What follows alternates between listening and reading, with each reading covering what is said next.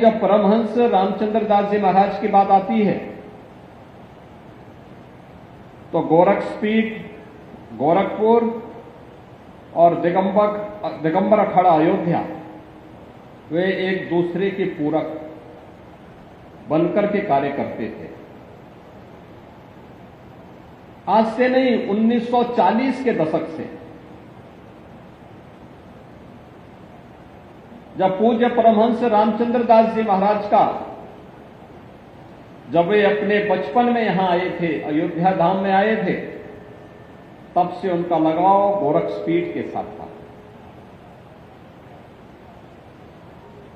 तत्कालीन गोरक्षपीठाधीश्वर पूज्य महंत दिग्विजयनाथ जी महाराज के सानिध्य में रहकर के राम जन्मभूमि आंदोलन आगे बढ़ना है, इसके लिए बनने वाली रणनीति का हिस्सा बनकर के 1949 में रामलला के प्रकटीकरण के साथ ही तत्कालीन सरकार की उस दुर्व्यसंधि को, जिसके तहत वह रामलला की प्रतिमा को हटाने के कुत्सित प्रयास कर रही थी, उसके खिलाफ न्यायालय में जाने का कार्य रहा हो या उसके उपरांत न्यायालय से लेकर के सड़क तक इस लड़ाई को प्रभावी तरीके से आगे बढ़ाने का कार्य रहा हो, गोरक्षपीठ और पूज्य परमहंस रामचंद्र दास जी महाराज मिलकर के पूज्य संतों के सानिध्य में इस आंदोलन को आगे बढ़ाते रहे। और आज इसी का परिणाम है कि पूज्य संतों की साधना फलीभूत हुई। 500 वर्षों का इंतजार समाप्त हुआ।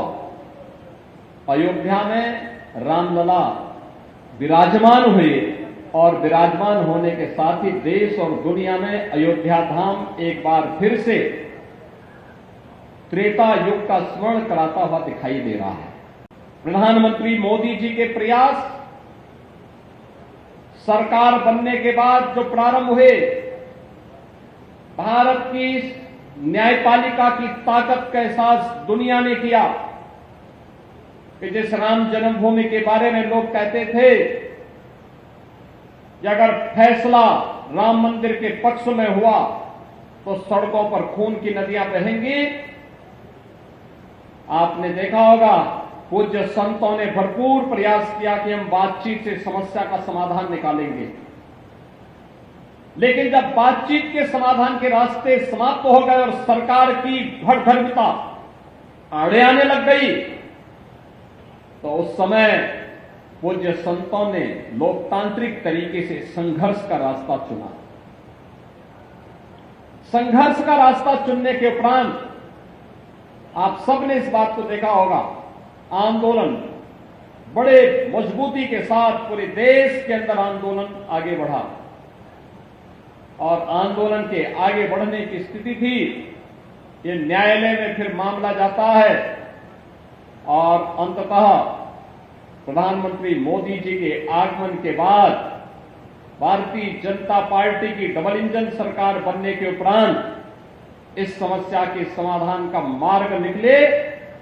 हमने देखा होगा जब 5 अगस्त 2020 को मोदी जी ने 500 वर्षों का इंतजार समाप्त करते हुए अयोध्या में माननीय उच्चतम न्यायालय के आदेश के क्रम में भव्य राम मंदिर के निर्माण कार्य का शिलान्यास और भूमि पूजन का कार्यक्रम आगे बढ़ाया था और 22 जनवरी 2024 जब 500 वर्षों का इंतजार समाप्त करते हुए प्रभु रामलला फिर से अयोध्या धाम में विराजमान हुए। ये तिथियां देश और दुनिया की न केवल सनातन धर्मावलंबी के लिए अस्मरणीय बन गई, बल्कि दुनिया के अंदर जहां कहीं भी आस्था को विध्वंस करने का प्रयास हुआ, आस्था के साथ खिलवाड़ हुआ, उन सभी लोगों के लिए एक नई प्रेरणा भी बनी। अयोध्या राम मंदिर का आंदोलन इसी अभियान की एक कड़ी है और जिसके पुरोधा में पूज्य संत परमहंस रामचंद्र दास जी महाराज कि इस भव्य और दिव्य प्रतिमा को आज दिगंबर अखाड़ा में स्थापित करने का गौरव मुझे प्राप्त हुआ है, पूज्य संतों के सानिध्य में प्राप्त हुआ है। मैं सबसे पहले इसके लिए इस दिगंबर अखाड़ा के श्री महंत सुरेश दास जी महाराज को, श्री महंत उत्तराधिकारी महंत श्री रामलखन दास जी महाराज को हृदय से मैं इनका अभिनंदन करता हूं और पूज्य संत परमहंस रामचंद्र दास जी महाराज के श्री चरणों में नमन करते हुए अपनी विनम्र श्रद्धांजलि भी अर्पित करता हूं। जब परमहंस जी की मूर्ति की स्थापना के कार्यक्रम के साथ मुझे जुड़ने का अवसर प्राप्त हुआ तो मैं देख रहा था, जब तक मैं समाधि स्थली पे जब गया बारिश शुरू हुई, लेकिन जैसे मैं वहां पहुंचा बारिश कुछ देर के लिए बंद हुई। फिर जब मैंने वहां से प्रस्थान किया दिगंबर अखाड़ा के लिए, फिर यही स्थिति हमें देखने को मिली। यानी हम मान सकते हैं कि यज्ञ की पूर्णाहुति में पूज्य संत के का योगदान और उनका सानिध्य हमें प्राप्त हो रहा है। आत्मा अजर है, अमर है, ये शाश्वत है, इसको कोई मार नहीं सकता, कोई डिगा नहीं सकता, कोई भगा नहीं सकता, कोई डुबो नहीं सकता, कोई जला नहीं सकता है। यह भी सत्य है। और आज वह दिव्य आत्मा अपनी मूर्ति को दिगंबर अखाड़ा में स्थापित होकर के इस वर्ष उन दो महत्वपूर्ण घटनाओं का साक्षी बन रही है। एक जो संकल्प था कि मंदिर वहीं बनाएंगे, रामलला को अयोध्या धाम में विराजमान फिर से करेंगे, वह संकल्प भी पूरा होता है और परमहंस जी फिर से अपने दिगंबर अखाड़ा में विराजमान हो गए हैं।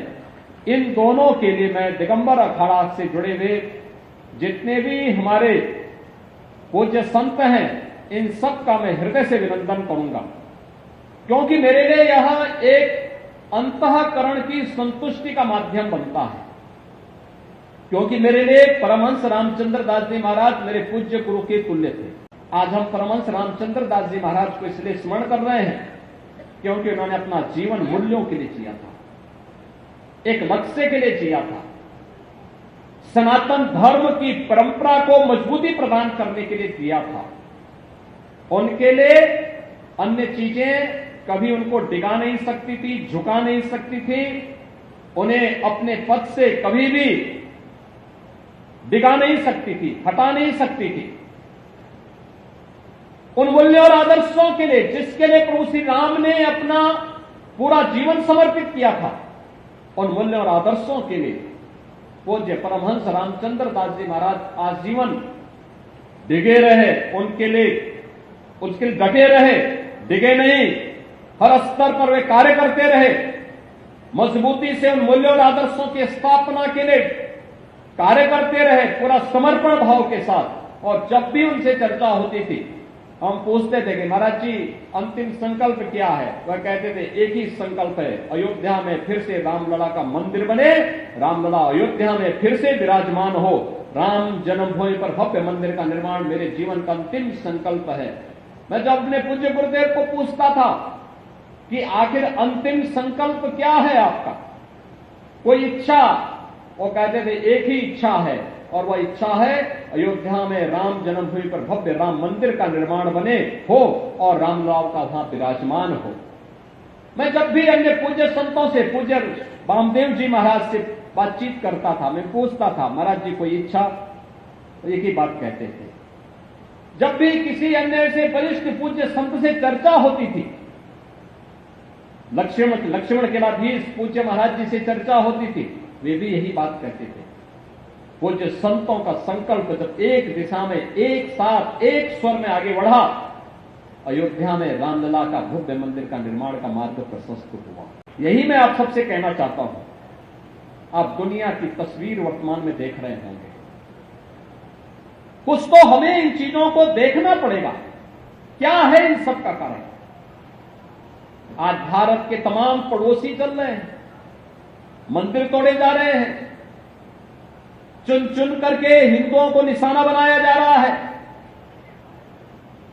और तब भी हम इतिहास की उन परतों को ढूंढने का प्रयास नहीं कर रहे हैं कि इस प्रकार की दुर्भाग्यपूर्ण स्थिति क्यों वहां पर पैदा हुई है, क्यों पैदा हुई है। और इसलिए बहनों भाइयों, हम याद करें, जो समाज इतिहास की गलतियों से सबक नहीं सीखता है उसका उज्जवल भविष्य पर भी ग्रहण लगता है। सनातन धर्म पर आने वाले संकट के लिए फिर से एकजुट होकर के कार्य किए जाने की आवश्यकता है। इसके लिए एकजुट होकर के लड़ने की आवश्यकता है। राम मंदिर का निर्माण यह केवल मंजिल नहीं है, एक पड़ाव है और इस पड़ाव को आगे भी निरंतरता देनी है, क्योंकि सनातन धर्म की मजबूती इन सब अभियानों को एक नई गति देता है। जातिवाद से मुक्त, छुआछूत और अस्पृश्यता से मुक्त एक ऐसे समाज की स्थापना करना है जिसके लिए प्रभु श्री राम ने अपना पूरा जीवन समर्पित किया था। और इसीलिए तो अयोध्या धाम में उस प्रकार का प्रयास किया गया है, अयोध्या को उसकी पहचान मिले। इस पहचान ने अयोध्या के संतों का गौरव भी बढ़ाया है, हर अयोध्यावासी को देश के अंदर गौरवान्वित किया है। कोई भी अयोध्यावासी देश के अंदर जाता है, हर व्यक्ति उसे सम्मान की निगाहों से देखता है। हमें इस सम्मान को बरकरार रखने के लिए अपने स्तर पर भी प्रयास करना होगा। सम्मान मिलता नहीं, मिले हुए सम्मान को संरक्षित करना, उसको सुरक्षित रखना। अगर इस दिशा में हमारा प्रयास सार्थक हुआ तो एक लंबे समय तक आप सब इस सम्मान के पात्र बने रहेंगे और ये हमारा प्रयास होना चाहिए। और यही कार्य यहां पर डबल इंजन सरकार कर रही है।